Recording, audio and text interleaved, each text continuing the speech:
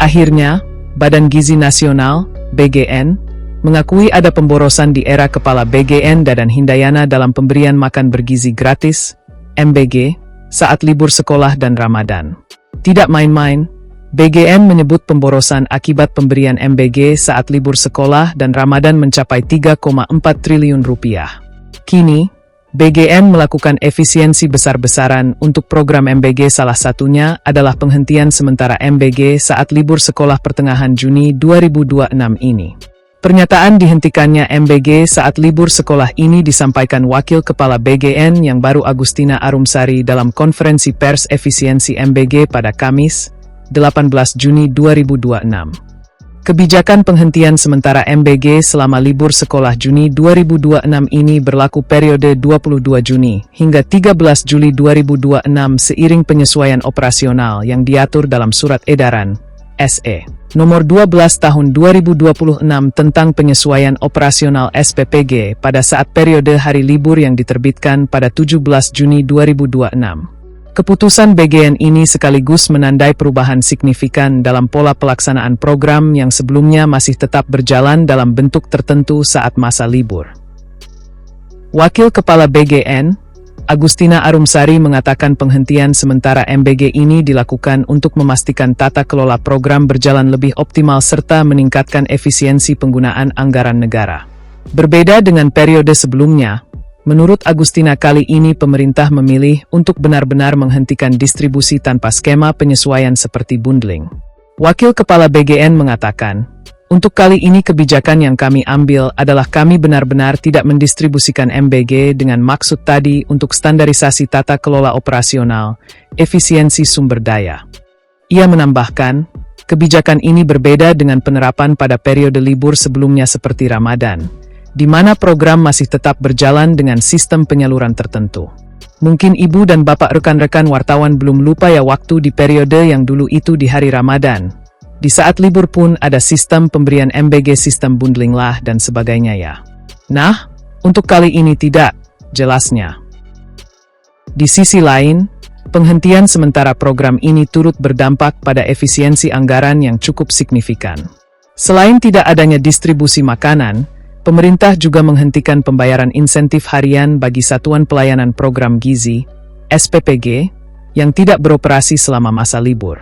Selama ini, setiap SPPG diketahui menerima insentif sekitar 6 juta rupiah per hari, meski belum seluruhnya melayani penuh target 3.000 penerima manfaat. Melalui kebijakan baru dalam SE tersebut, insentif hanya akan diberikan kepada SPPG yang benar-benar beroperasi. Maka di dalam SE ini menegaskan bahwa dengan tidak didistribusikannya MBG, maka seluruh SPPG yang tidak beroperasi tidak akan mendapat insentif. Nah, itu garis bawah yang penting ya, ujar Agustina. Saat ini, tercatat sebanyak 27.820 SPPG telah beroperasi di seluruh Indonesia. Dengan penghentian operasional selama 18 hari masa libur sekolah, BGN memperkirakan negara dapat menghemat anggaran dalam jumlah besar. Jika dihitung dari skema insentif harian tersebut, penghematan diperkirakan mencapai lebih dari 3 triliun rupiah. Maka kita sudah bisa melakukan efisiensi insentif SPPG itu sebesar 3 triliun 4 miliar 560 juta rupiah. Lumayanlah angkanya ya, pungkas Agustina. Kebijakan ini diharapkan dapat meningkatkan efektivitas pengelolaan program sekaligus memastikan penggunaan anggaran negara lebih tepat sasaran dalam jangka panjang. Ibu dan Bapak rekan-rekan wartawan, jadi pada sore hari ini kami dari BGN akan menyampaikan bahwa pada tanggal 17 Juni 2026 BGN menerbitkan SE nomor 12 tahun 2026 tentang penyesuaian operasional SPPG pada saat periode hari libur dalam rangka penyelenggaraan program MBG pada tahun anggaran 2026. Jadi memang surat edaran ini dikeluarkan dalam rangka optimalisasi tata kelola operasional, efisiensi sumber daya dan standarisasi program MBG pada SPPG. Nah, ini Ibu dan Bapak, kebetulan kan memang libur sekolah ya, secara formal dari Kementerian Pendidikan menetapkan liburan sekolah 22 Juni hingga 13 Juli 2026.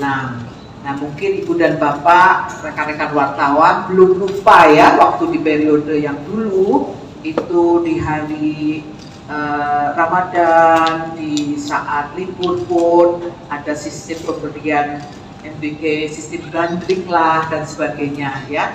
Nah, untuk kali ini kebijakan yang kami ambil adalah kami benar-benar tidak mendistribusikan MBG dengan maksud tadi untuk standarisasi tata kelola operasional, efisiensi sumber daya. Mungkin seperti yang Ibu dan Bapak juga tahu, saya sudah sampaikan pada saat doorstop lalu ya, kami BGN ingin melakukan tata kelola kembali, penataan kembali sehingga mengambil momentum liburan sekolah ini. Dan di dalam SE tersebut setiap SPPG yang selama ini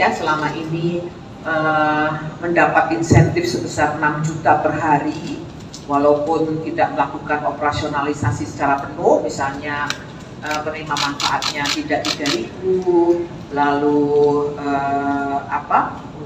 belum beroperasi secara, maksudnya belum operasional secara penuh karena tadi penerima manfaatnya belum mencapai 3.000, maka di dalam SE ini menegaskan bahwa dengan tidak didistribusikannya MBG, maka seluruh SPPG yang tidak beroperasi tidak akan mendapat insentif. Nah, itu yang garis bawah yang penting ya.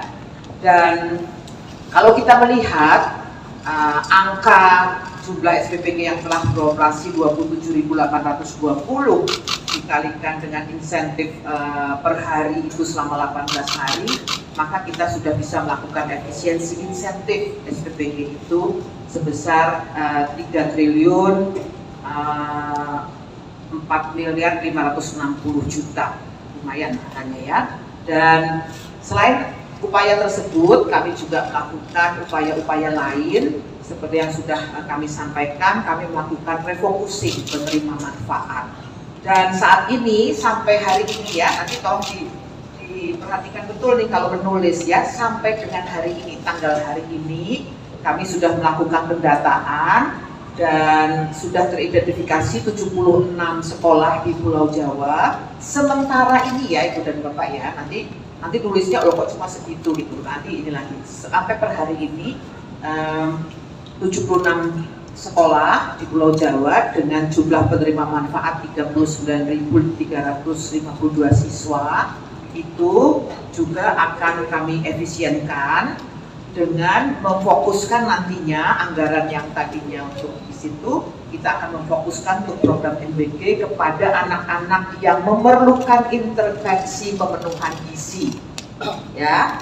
Sekolah-sekolah yang tadi saya sebutkan itu adalah kami anggap berdasarkan beberapa kriteria yang kami susun, mereka secara mandiri mampu memenuhi kebutuhan gizi mereka.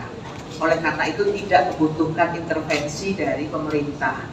Nah, pemerintah mengalihkan ke sekolah lain, ya, ke tempat lain, ke daerah 3T, ke ibu hamil, ibu menyusui dan balita.